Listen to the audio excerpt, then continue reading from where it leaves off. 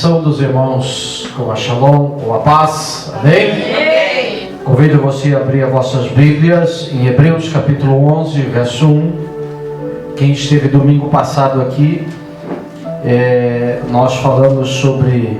Foi domingo passado, né? Falamos sobre as 6 manifestações de fé que são inimigas da verdadeira fé. Então hoje nós vamos dar continuidade para que podemos emendar enquanto ainda essa mensagem está fresca na mente de alguns irmãos. Hebreus capítulo 11, verso 1. Epístola aos Hebreus.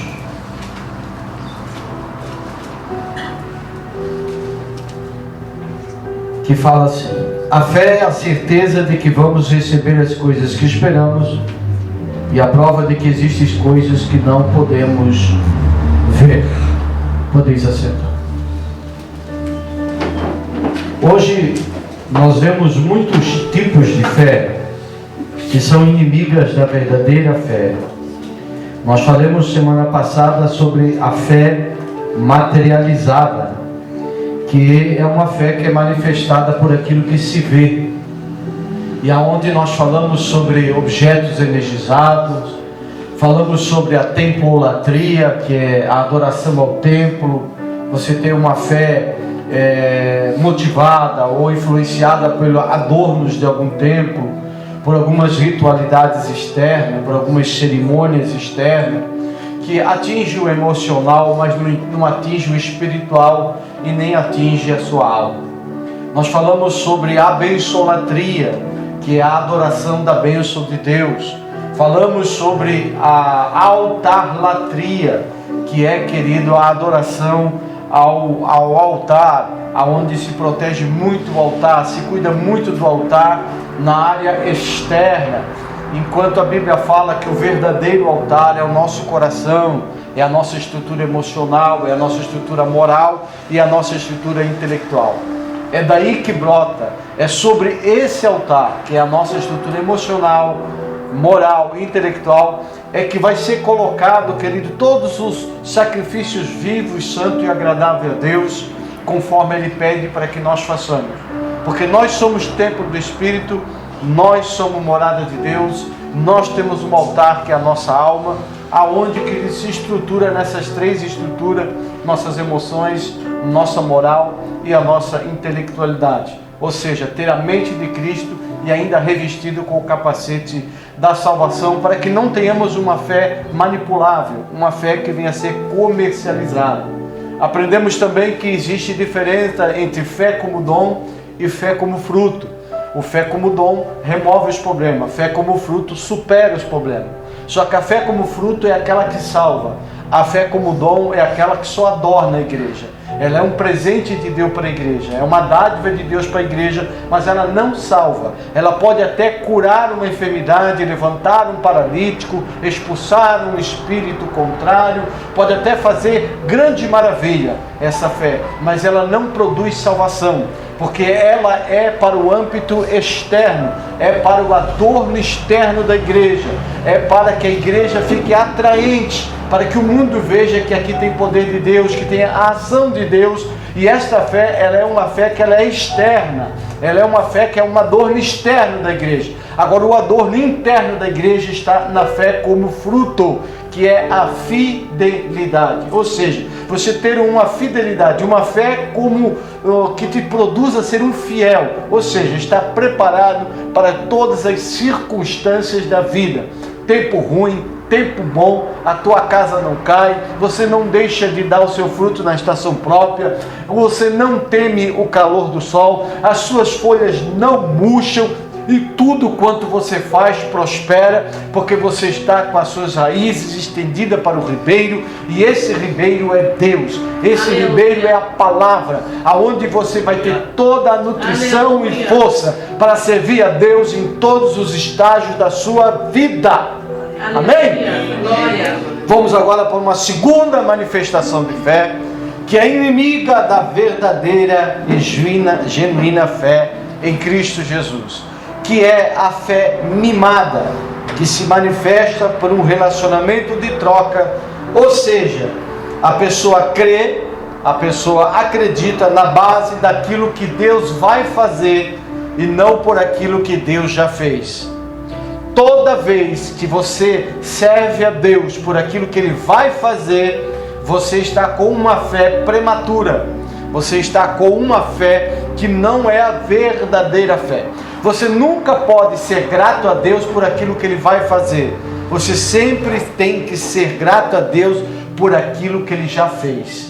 E Ele mostrou isso de uma forma tão grande, de uma forma tão poderosa, que Romanos capítulo 5, verso 8 diz que Deus mostrou quanto nos ama quando Cristo morreu por nós, quando ainda eram pecadores.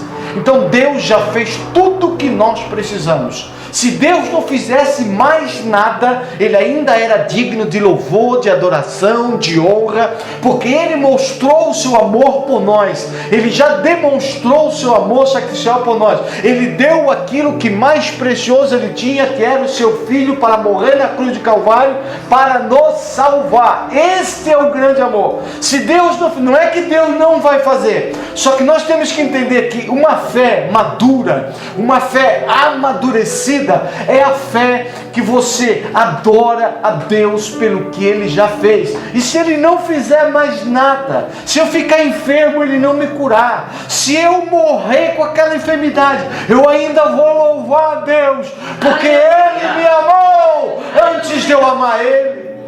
Ele me amou.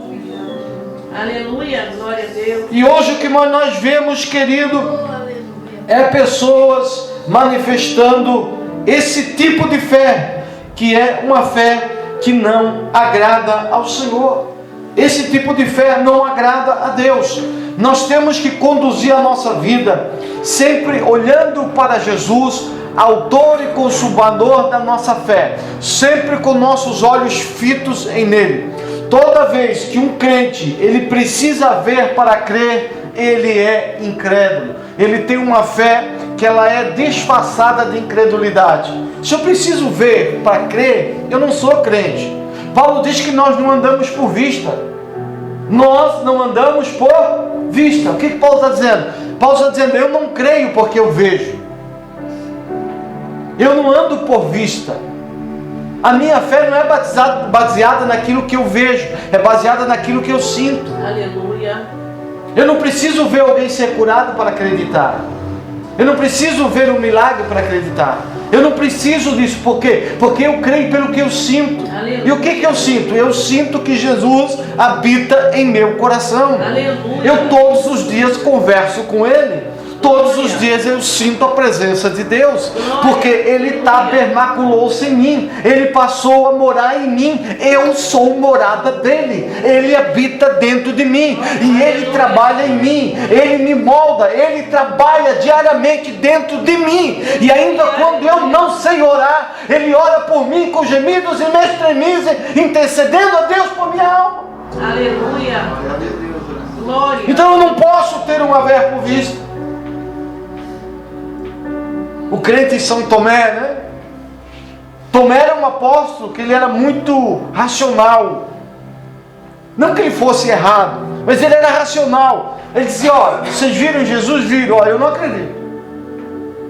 Não, mas nós vimos Tomé. Não, eu não acredito, eu só acredito se eu ver. Aí Jesus apareceu para ele, mostrou o lado, disse, bota o dedo aqui, mostra aqui, bota o dedo na ferida aqui. Aí ele, ai meu Deus, ai meu Deus, me perdoa, Senhor. Jesus disse, olha, Tomé, tu creste porque viste. Tu creste porque viste. Quantas pessoas hoje que precisam de uma rosa ungida para crer, que precisam de um tijolinho da muralha de Jericó para crer, precisam de uma vassoura ungida que varre capeta da casa. Quantas pessoas que precisam da vara, do cajado de Moisés para poder conduzir o seu lar à sua casa? Quantos que precisam comprar um saquinho de cimento ungido para acreditar que Deus vai dar uma casa própria? Querido, isso é fé? Não, isso é macumba, isso é crendice, isso é tentar comprar a bênção de Deus. Deus, Ele é teu pai. O teu pai, tu não é pai, tu não deseja que o teu pai, teu filho esteja uma casa? Se você, sendo um homem, você deseja que o teu filho tenha uma casa, quanto mais Deus. Aleluia. Só que cada um tem que fazer a sua parte. Verdade. Tem gente que não trabalha, não se esforça e quer uma casa. Nunca vai ter. Pensa que a casa vai cair do céu. Às vezes cai, né? Porque o pai dá de herança, né? Mas nós temos que entender, querido, que quem enfrenta as coisas duras da vida, se prepare para uma vida boa. Você é jovem, por que a tua vida às vezes é dura hoje? Porque você não estudou. Quando era para você, ó, se precisasse quebrar pedra, quebrava pedra, hoje você teria uma vida boa. Quem não enfrenta as coisas da vida dura quando é jovem, se prepare para uma vida dura no porvir. Quem enfrenta as coisas duras da vida hoje, se prepara para uma vida boa amanhã. Aleluia. Eu me arrependo de não ter estudado mais, de me preparado. Aí depois não adianta ficar. Não, quem estudou está uma boa. E nós? Aí a pessoa fica pensando, poxa, mas você escolheu. Você decidiu não estudar. Alguns não puderam. Alguns não tiveram condições. Mas hoje nós estamos vivendo num país que se você fizer o Enem e passar, você ganha bolsa. É só se esforçar, é só enfrentar as coisas duras, é só estudar. Então, querido, não adianta ter. Deus não cria filhos mimados. Deus não tem óculos cor-de-rosa para você ver a vida cor-de-rosa. A vida é dura. Tem que enfrentar as coisas duras da vida. Jesus disse, no mundo tereis aflição. Ter fé, irmão, não é você remover todos os problemas da vida. Não, ter fé é você crer que Deus usa os problemas para nos ensinar, para nos fazer ter uma fé amadurecida, para amadurecermos como cristão, para crescermos como cristão. Deus não dá vida boa para todo mundo, não. Tem pessoas que passam por prova, por luta, por dificuldade. Pedro diz que a nossa fé é provada como o ouro. O ouro, para ser, querido, tirado das impurezas, ele é aquecido. Quando ele é aquecido, todas as impurezas vêm para cima. E quem trabalha com ouro vai e remove as impurezas para que o ouro fique puro. O ouro fique puro. Assim somos nós. Muitas vezes Deus nos coloca diante de circunstâncias em que algumas impurezas do nosso caráter, algumas impurezas da nossa estrutura emocional começam a vir à tona. Às vezes você passa por um problema, você não consegue perdoar, você odeia, você quer se vingar. E nesse momento, querido, dessa prova, dessa luta, Deus está mostrando para ti que existem impurezas que precisam ser removidas. Circunstâncias da vida muitas vezes são permitidas para nós nos conhecermos. Porque nós não sabemos quem somos muitas vezes, não. Pedro achava que era uma pessoa e descobriu que era outra. Achava que era corajoso e descobriu que era covarde. Achava que ia ser o último a negar, foi o primeiro a negar. Então tem circunstâncias na nossa vida que Deus permite para nós nos conhecermos, para nós olharmos para dentro de nós mesmos e nós vemos o que nós estamos fazendo, para nos conhecermos. A fé que é motivada por aquilo que Deus vai fazer e não por aquilo que Deus já fez, foi a ponte de derrota para o povo de Israel. Deus fez milagres extraordinários no Egito. Não foi o suficiente. Eles não amadureceram a fé. Aí Deus abre o mar vermelho. Não foi o suficiente. Eles não amadureceram a fé. Aí Deus faz chover maná para matar a fome deles. Não amadureceu a fé deles. Deus fez brotar a água da rocha e a fé deles não foi amadurecida. Quando eles se deparam, estavam a um passo de entrar na terra prometida, um passo de ser abençoado, eles desconfiaram do caráter de Deus. E ainda disseram, Deus trouxe nós aqui para entregar os nossos filhos para ser escravos dessas nações. Aí Deus disse: vocês acham que eu trouxe os filhos de vocês para entregar como escravos?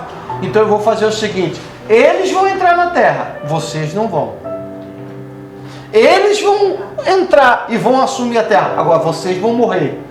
Para vocês aprenderem que fé não é pelo que se vê, porque se fé fosse pelo que se vê, Israel teria que ser a nação que teria a maior fé do mundo. Por quê? Porque não houve um lugar que mais Deus operou milagres extraordinários do que o deserto do Sinai. Então não adianta você pensar que o milagre vai produzir fé. Não, o milagre atrai. O milagre atrai. Porque quando Jesus ele multiplicou pão e peixe, uma multidão correu atrás dele. Uma multidão foi atrás dele. Por quê? Porque ele deu comida para eles. Ele fez milagres. Ele disse: não, vamos fazer esse cara nosso rei. Porque o dia que nós tiver fome, ele vai nos dar de comer. E quando ele estava atrás de Jesus, ele disse assim: por que vocês correm atrás do pão que perece?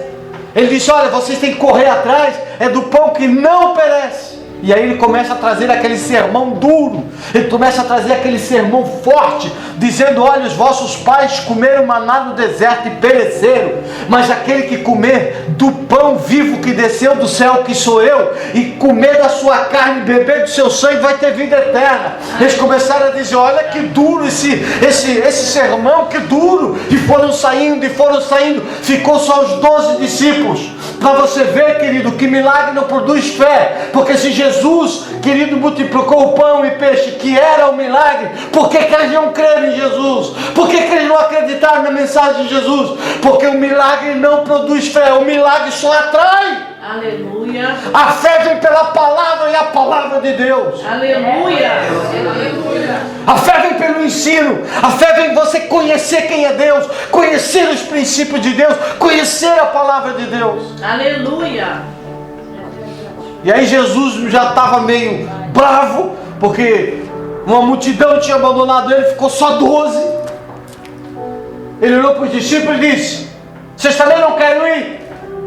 Aí Pedro, que sempre Pedro ele não se conhecia, mas ele era sempre aquele que sempre era mais ativo, um cara sempre mais chegou e disse: para onde iremos nós, mestre? Olha bem, se só tu tens a palavra de vida eterna. Glória a Deus. Para onde iremos nós? Se só tu tens a palavra de iluminação para o caminho que conduz à vida eterna. Agora vocês entendem porque o milagre ele é só para atrair? Vocês entendem, querido, que a fé como dom é só para atrair? É só para adornar a igreja? Mas não salva, porque se salvasse, Israel não ia negar Jesus. Israel não ia negar, querido, Deus quando estivesse perto de entrar na terra prometida. Porque se eles tivessem fidelidade, eles iam chegar diante da terra e dizer: não, Deus falou que ia dar terra para nós. Nós somos fiel à sua promessa. Você precisa ser fiel ao Deus que você serve. Como você é fiel à sua esposa. Porque você é noiva do Cordeiro. Você tem que ser fiel a Jesus. Fiel aos ensinamentos dele. Fiel aos princípios que ele ensina. Fiel aos princípios de santidade, fiel aos princípios de fidelidade, fiel aos princípios, querido, morais, aos princípios emocionais, aos princípios intelectuais. Você precisa ser fiel. Fiel é aquele que dá a palavra, e mesmo que morre, ele não muda. Mesmo com dano seu, ele não muda. Fiel é aquele que se encarcera, é aquele que se acorrenta, é aquele que se prende à palavra dada. Se ele deu, ele cumpre. Se ele deu, ele faz. Se ele fala, ele faz. Aleluia. Não adianta você confessar a Cristo, querido, somente com a boca e não com o coração, e não com a atitude. Confessar a Cristo de língua, mas não em obras. Aleluia. Louvado seja o nome do Senhor. Vamos continuar, querido. Glória a Deus. Nós temos um terceiro tipo de fé. Diga comigo: fé. Fé. Menina menina e imatura. imatura. Feminina e imatura. A igreja primitiva, ela foi muitas vezes menina na fé. E Paulo estava tão preocupado com a igreja primitiva que em Gálatas 4,19 ele diz: meus filhos, porque de novo sofro as dores de parto até que Cristo seja formado em vós. Veja bem, Paulo estava preocupado com a igreja porque não estava vendo o caráter de Cristo sendo formado na igreja.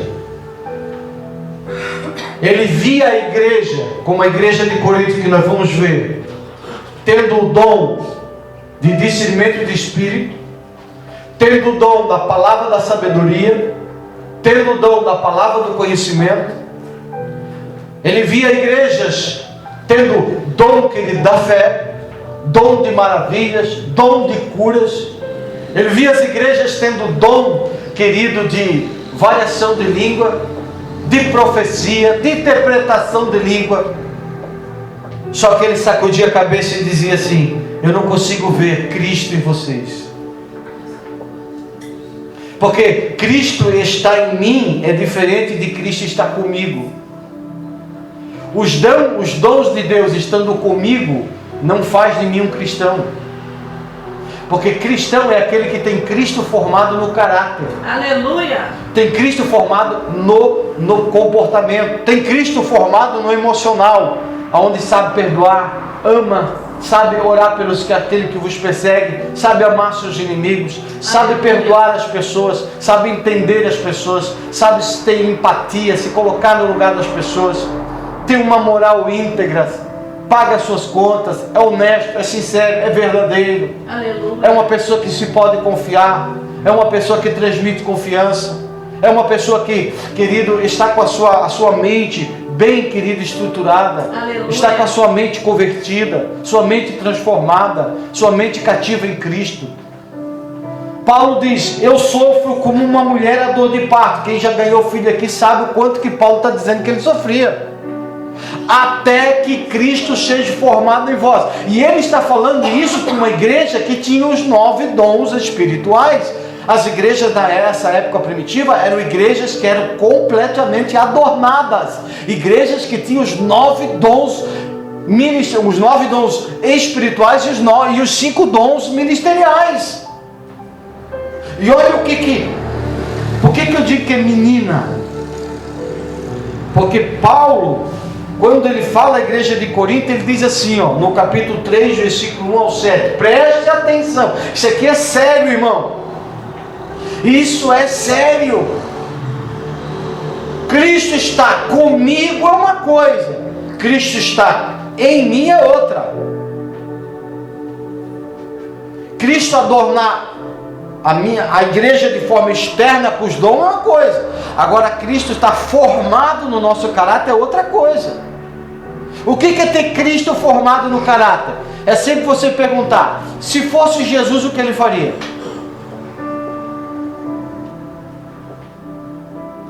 Vamos colocar, se for para dar uma oferta na igreja, o que Jesus faria? Ele daria ou não? Daria, porque ele deu. Se fosse para me perdoar esse irmão, Jesus perdoaria ou não perdoaria? Perdoaria. Se fosse para me orar por esse meu inimigo, Jesus oraria ou não oraria? Oraria. Isso é ter Jesus formado no meu caráter. É quando eu estiver diante de situações, eu não posso só ser cristão de língua. Você é cristão? Sou. Mas na hora de mostrar, não é. Na hora de refletir a luz do Cristo interno, a luz se apaga, a luz se ofusca. Quando é hora de manifestar o perdão, não perdoa. Na hora de amar, não ama. Na hora de estender a mão, não estende. Por isso que Paulo diz: eu sofro como uma mulher a dor de parto, porque Cristo não está em vocês, mas vocês acham que estão. Porque vocês têm os dons do Espírito, vocês têm o Espírito agindo através de vocês, mas eu não consigo ver Jesus em vocês.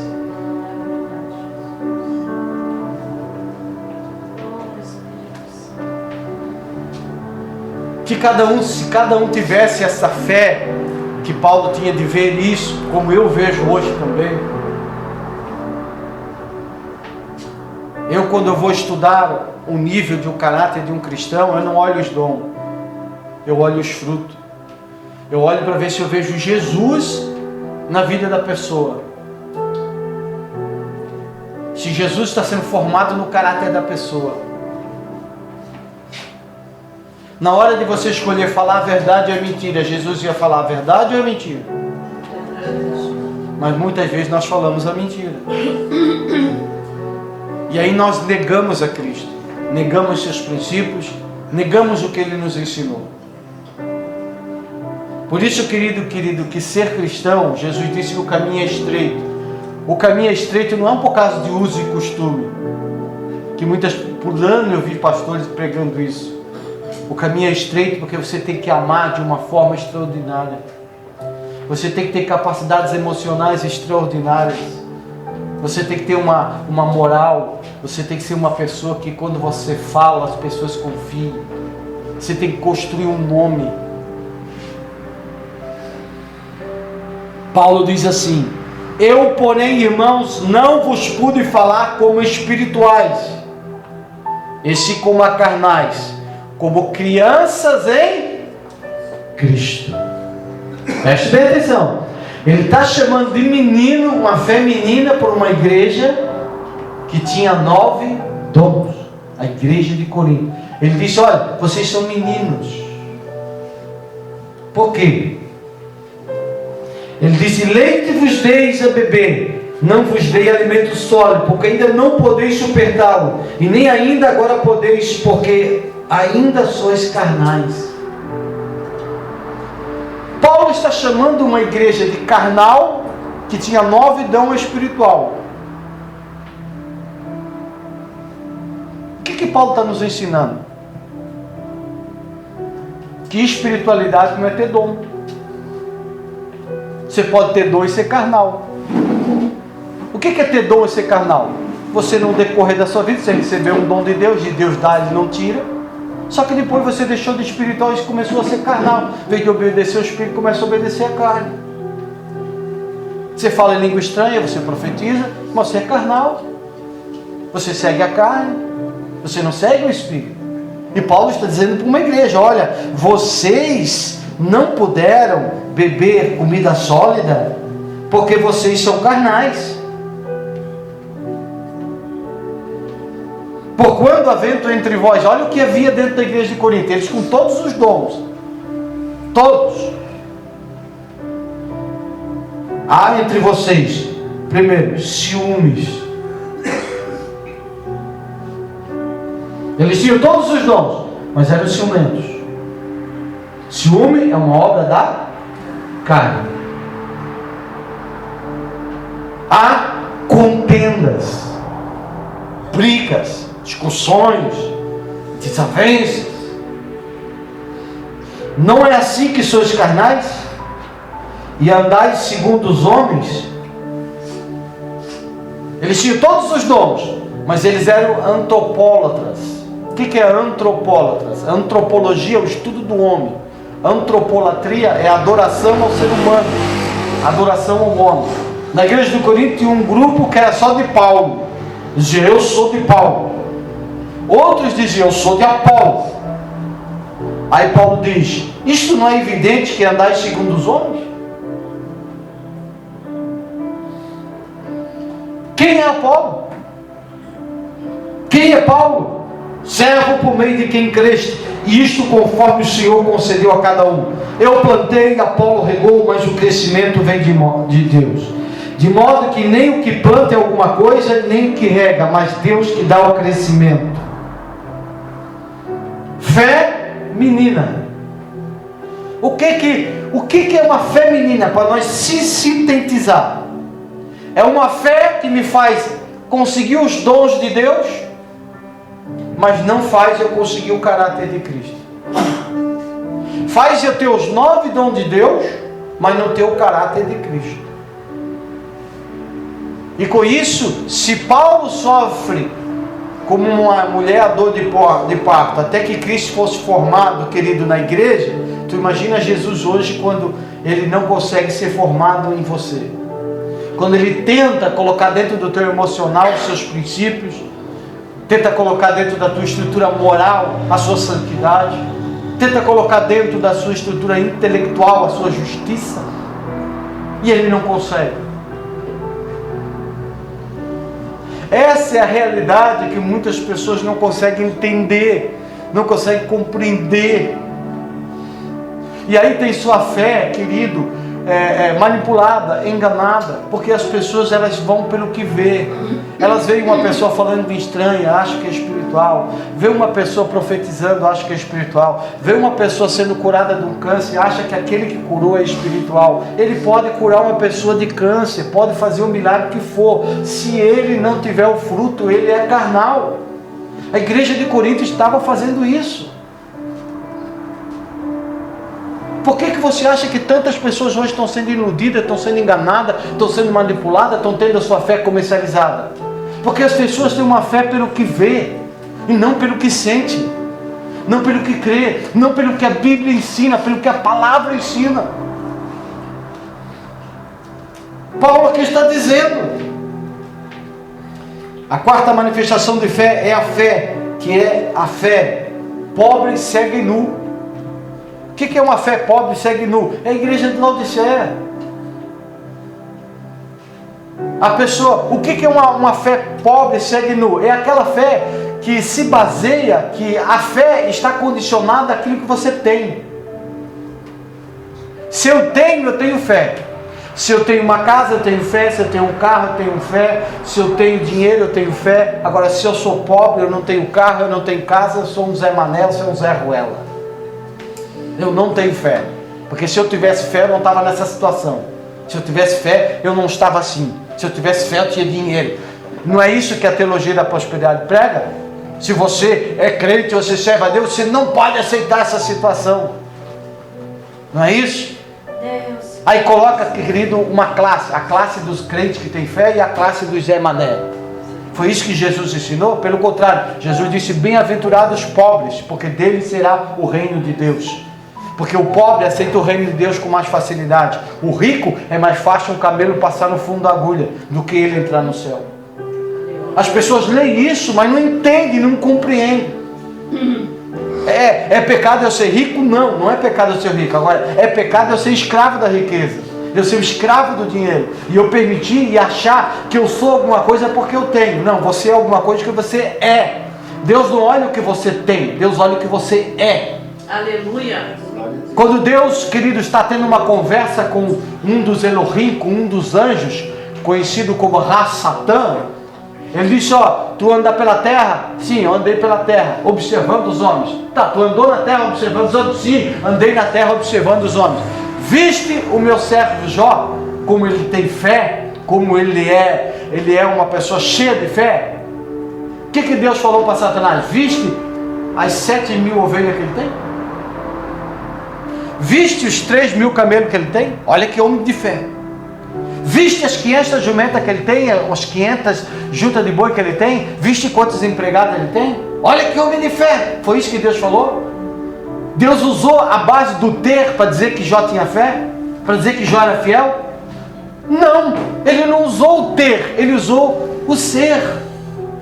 Ele disse, observasse o meu servo Jó, como ele é sincero. Homem íntegro, reto, honesto. Aleluia. Deus não disse que era, nem falou da riqueza dele.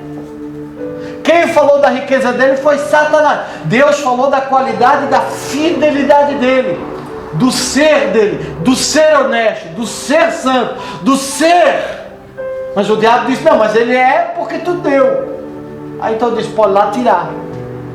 E tirar tudo que já tinha. Agora ele não perdeu uma coisa, a fé que eu e você temos que ter. Aleluia. Qual? A fé tendo tudo e a fé tendo nada. Aleluia. Glória a Deus. Aleluia.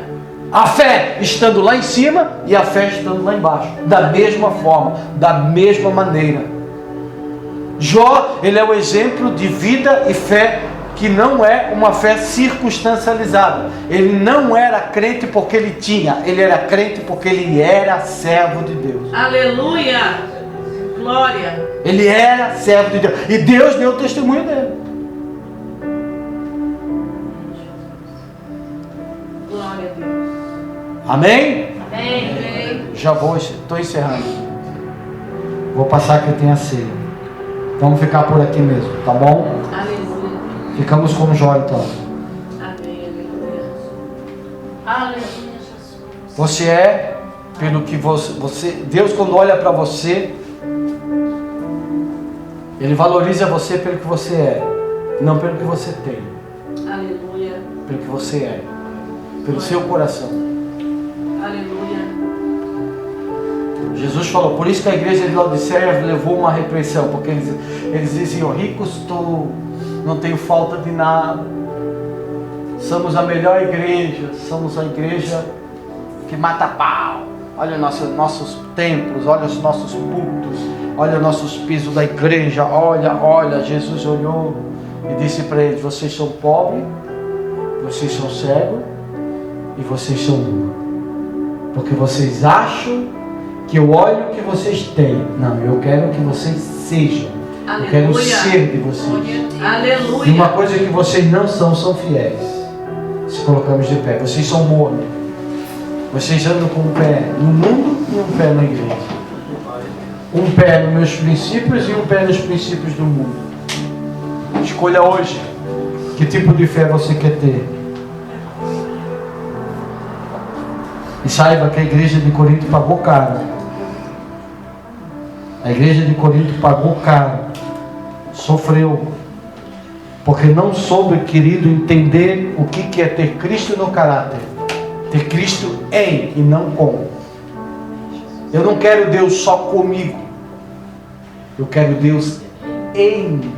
Aleluia. Você pode aplaudir o Senhor Jesus? Glória a Deus.